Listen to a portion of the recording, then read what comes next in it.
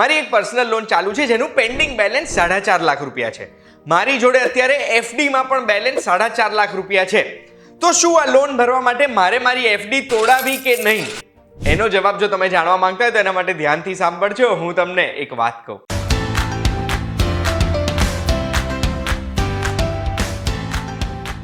એક વાત કહું, આપનું સ્વાગત છે. મારું નામ છે ગુંજ ઠક્કર અને આજે હું તમને 3 સિનારીઓ કહીશ કે કેવા સંજોગોમાં આપણે લોન લીધેલી છે એની સામે આપણે એફડી તોડાવાય કે નહીં.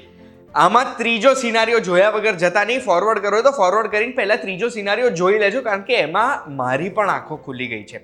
હવે પહેલા સિનારીઓની વાત કરીએ. આપણી જોડે 4.5 લાખ રૂપિયાની એફડી પડી છે જેમાં વાર્ષિક 7.5% વ્યાજ આવે છે. એની સામે આપણે 10 લાખ રૂપિયાની પર્સનલ લોન લીધી હતી. જે 10 લાખ રૂપિયાની પર્સનલ લોનને 3 વર્ષ થઈ ગયા છે અને હવે લગભગ 4.5 લાખ રૂપિયા જેવી લોન બાકી છે. પર્સનલ લોનનું વ્યાજ દર 11.5% છે, એટલે જેટલું આપણને એફડીમાં મળે છે એના કરતાં 4% વધારે. તો હવે આપણે એફડી તોડાઈને પર્સનલ લોન ભરી દેવી જોઈએ કે નહીં, એના માટે આપણે કેલ્ક્યુલેશન કરીએ.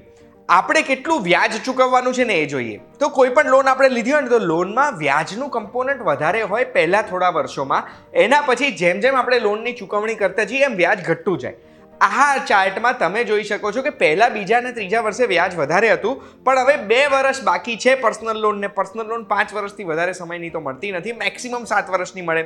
આપણે આ 5 વર્ષની જે પર્સનલ લોન લીધેલી છે એમાં 22,000નો હફતો ભરીએ છીએ અને એમાં ચોથા વર્ષનું વ્યાજ આપણે જોઈશું ને તો લગભગ 42,000 રૂપિયા આપણે વ્યાજ ભરવાનું આવે છે ચોથા વર્ષે.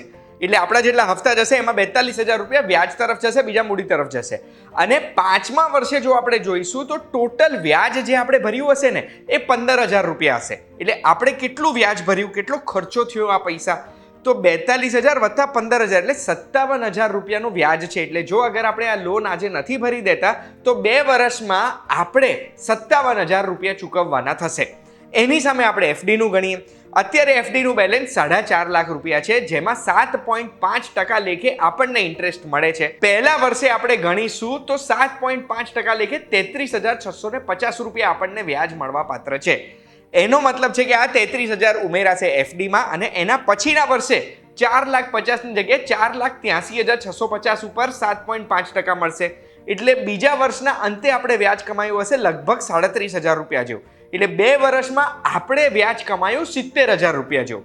આ એફડી આજે આપણે નથી તોડતા તો આ 4.5 લાખ રૂપિયા 2 વર્ષમાં 70,000 કમાશે. એટલે જો આ 4.5 લાખ રૂપિયા આપણે અત્યારે એફડી માંથી કાઢીએ છીએ અને એ જ 4.5 લાખ રૂપિયાની આપણે લોન ભરી દઈએ છીએ તો શું થશે કે જે 70,000 રૂપિયા કમાવાના હતા એ પૈસા આપણે વાપર્યા 57,000 બચાવવા માટે. 13,000નું નુકસાન થયું ને, તો શું એફડી તોડાય કે ના તોડાય? તમે જ મને કહો. હવે સિનારીઓ નંબર 2માં આવીએ. માની લો આપણી જો 4.5 લાખ રૂપિયાની એફડી છે, 7.5% વ્યાજ કમાય છે અને આપણે અત્યારે જ 5 લાખ રૂપિયાની પર્સનલ લોન લીધી છે. 5 લાખ રૂપિયાની પર્સનલ લોન 5 વર્ષ માટે 11.5% લેખે લીધી છે આપણે. તો હવે આમાં સૌથી પહેલા તો આપણે ભૂલ કરી છે પર્સનલ લોન લઈને. અગર આપણી જોડે એફડી પડી હતી તો પર્સનલ લોન લેવાની જરૂરત નથી, કારણ કે પર્સનલ લોનમાં વ્યાજ દર વધારે હોય. એની જગ્યાએ આપણે લઈ શકીએ છીએ લોન અગેન્સ્ટ એફડી. એટલે એફડીની ઉપર આપણને 90%, એટલે 4.5 લાખના 90% લગભગ 4,05,000 રૂપિયા જેવી આપણને લોન મળી શકે છે.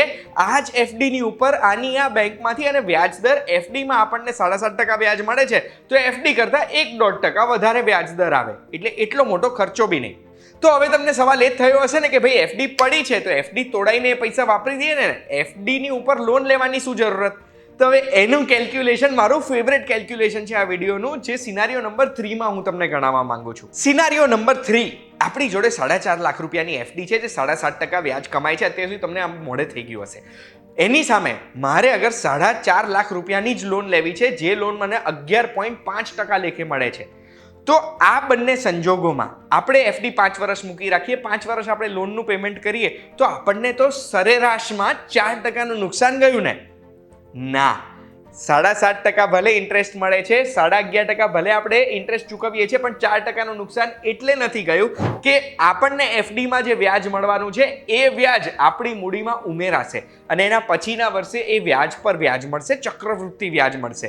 જ્યારે આપણે લોનનું જે પેમેન્ટ કરીશું એમાં લોનની મૂડી, લોનની પ્રિન્સિપલ ઓછી થતી જશે, એટલે આપણું વ્યાજની અમાઉન્ટ પણ ઓછી થતી જશે. ઉદાહરણ તરીકે 4.5 લાખ રૂપિયાની FD 7.5% લેખે 5 વર્ષ માટે જો મૂકી રાખીશ ને તો 5 વર્ષના અંતે આ 4.5 લાખ રૂપિયા 6,54,000 થઈ ગયા છે. એટલે મારી કમાણી 2,04,000 રૂપિયા થઈ. એની સામે 4.5 લાખ રૂપિયાની લોન લઉં છું 11.5% 5 વર્ષ માટે. તો એવા સંજોગોમાં 5 વર્ષના અંતે મેં ટોટલ ચૂકવ્યા છે 5,93,000 રૂપિયા. એટલે મારે ટોટલ ખર્ચો આવ્યો છે 1,43,000 રૂપિયાનો. એટલે જે વ્યાજ FD એ કમાયું એના કરતાં મેં વ્યાજ ચૂકવ્યું એ ઓછું છે. અગર ઇન્ટરેસ્ટ રેટ 16% હોય ને એટલે FDમાં આપણને વ્યાજ મળે છે એના કરતાં ડબલથી પણ વધારે. ત્યારે જઈને 5 વર્ષે આપણે FDમાં જેટલા પૈસા કમાયા ને એટલા જ પૈસા આપણે ચૂકવ્યા છે, લગભગ 1-2 હજાર રૂપિયા વધારે ચૂકવ્યા હોય. અને એટલે જ FD તોડાઈએ એના કરતાં FD ઉપર લોન લેવું વધારે સારું હોય છે. આશા રાખું છું આ વિડીયોની માહિતીથી વ્યાજની ગણતરી કરતાં તમે શીખી ગયા હશો. આવી જ માહિતી, આવી જ ગણતરી જો શીખવી હોય છે તો બસ એક વાત કહું, જોતા રહેજો vtvgujarati.com પર. અને આજે ગણિત ગણ્યા છે ભૂલતા નહીં. બહુ જ મજા આવી મને તમારી સાથે. આપણે ફરી મળીશું.